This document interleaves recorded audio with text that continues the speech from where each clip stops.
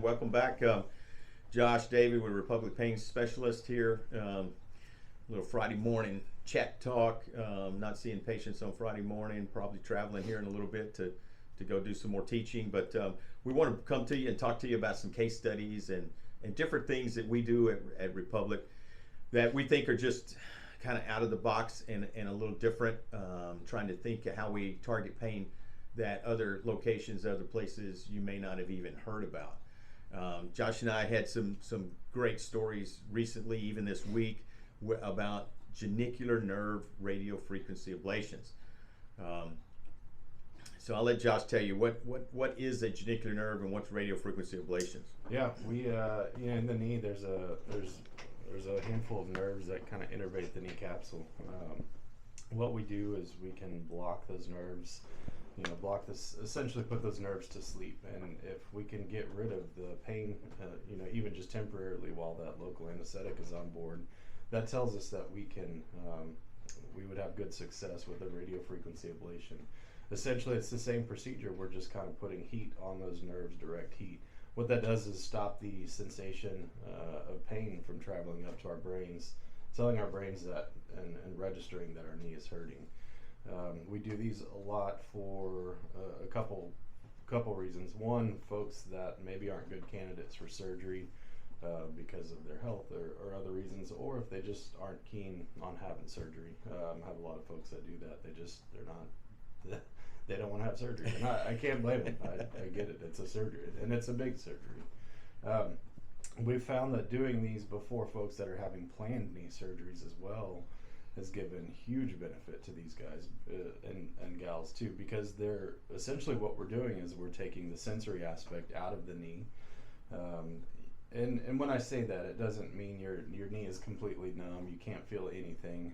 What we're doing is essentially just taking that painful sensory out of the knee. And so after a knee surgery, obviously it's the worst time for pain. The first week, 2 weeks is, as expected, is the worst as far as pain goes. I mean, you've seen it as well. Lots of post-op knees that didn't have anything done to them. Their pain scores are 7, 8s, bordering 9s sometimes. They're taking lots of medications, lots of opioids. They're resting. They're using a walker if they can even get up and walk at all. And so what we're seeing is that these folks, the recovery is just tremendously better. Exponentially better. I had a young lady this week. We called. She was day 3 post-op. Her pain was a 3 out of 10. She was not taking any opioids. She was walking with a cane, which on day 3 is pretty dang impressive. It's very impressive. We're just seeing the benefit of it. It helps that recovery, not just that post-op recovery, but also once they get into physical therapy. Physical therapy is as anybody that has had a knee surgery will tell you, physical therapy is the worst part. It's brutal. They're stretching the ligaments, the tendons, they're breaking up scar tissue. They put you through hell and back with it, and it's designed that way. But the folks that have this, it's a cakewalk for them. Yeah, I was fixing to say a couple of things I think are important to know is that the radiofrequency procedure is not permanent. So even though we can take their pain away, it's going to eventually come back. The body's going to regenerate those nerves. The nice thing, like after or leading into a total joint replacement, is they just don't know when it comes back. They will probably get 6 to 9 months of pain relief from that joint. And really you need a good 6 weeks, maybe 8 weeks at most after surgery to get through all that rehab and get past all that bad time. But sometime later, months later, those nerves regenerate and you can feel the joint again, but now you don't hurt. And so you just never know really when the innervation comes back. But I have to admit, one of the most impressive cases I had was a young lady that was a physical therapist. Really? Here in the hospital. I point here at the hospital. The part of our office space is a hospital. So she was a physical therapist here in the hospital she's just since retired, but she was 20 something years over here. Yeah. She was the one responsible for working those patients post-op. She saw it every day. Every day Yeah. she saw, this is a large orthopedic group here, they're doing, sometimes 5 knees a day, 20 or 30 a week, Churn 500 a year. A lot of knees. Now you do that for 20 years. She had probably worked with thousands of post-op total knee replacements. She knew how bad they hurt. She knew the complications. She had watched them. She came, we did radiofrequency ablation of her knee. She had to have her knee replaced. She's also a great big Texas A&M fan, and an athlete.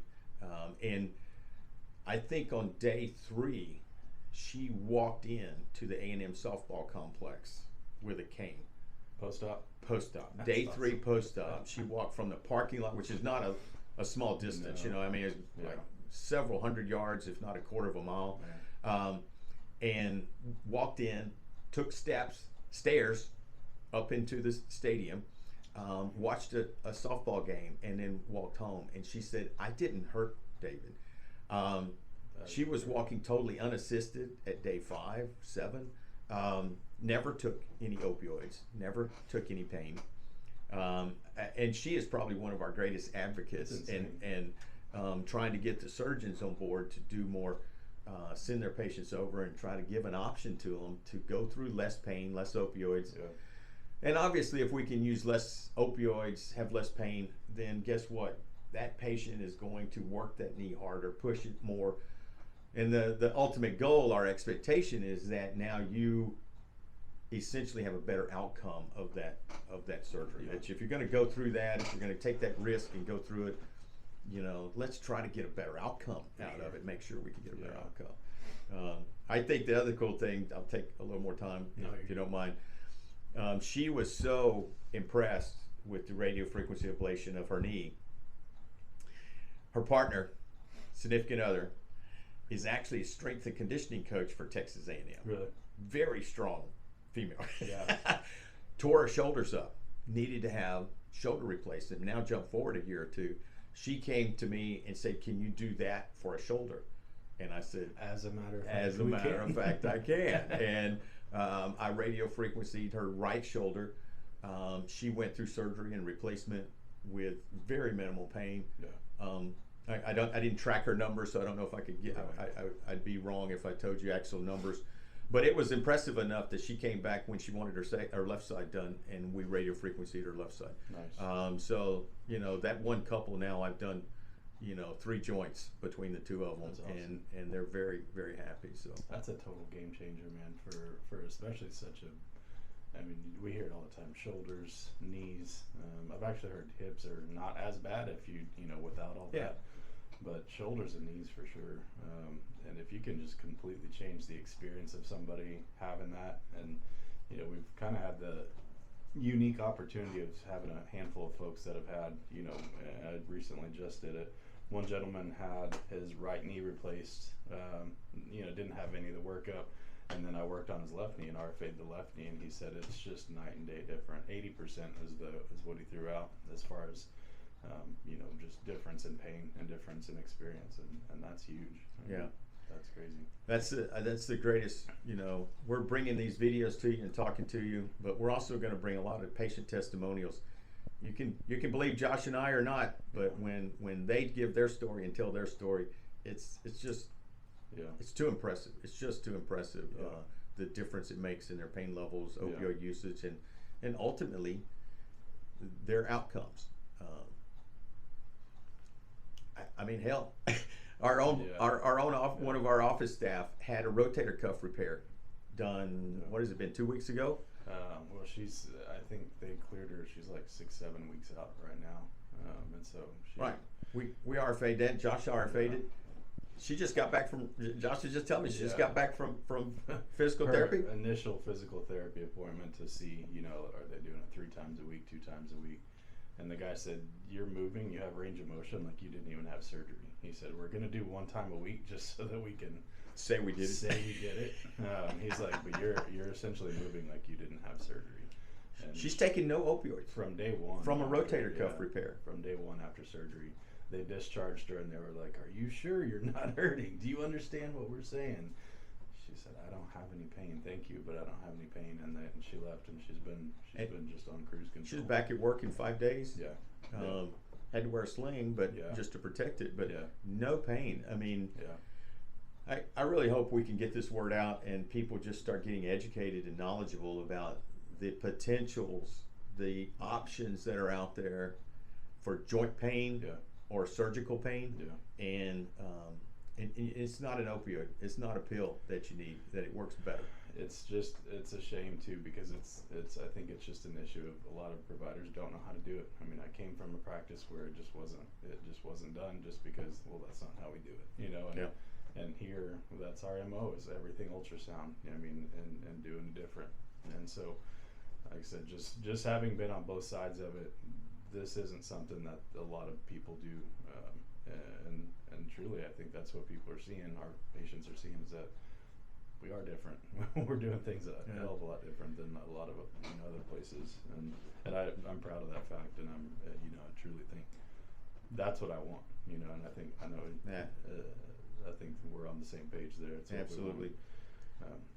It's not just it's not really out of the box. This has been done for decades. Yeah. It just never has hit mainstream. I don't really understand it. I don't know if it's a lack of knowledge, or you certainly need to do it with ultrasound. Yeah. I don't know if it's a lack of education and knowledge and skill level that they don't use ultrasound enough. Yeah. I don't know, but I can tell you this: we're going to keep doing it because it works. For so. sure.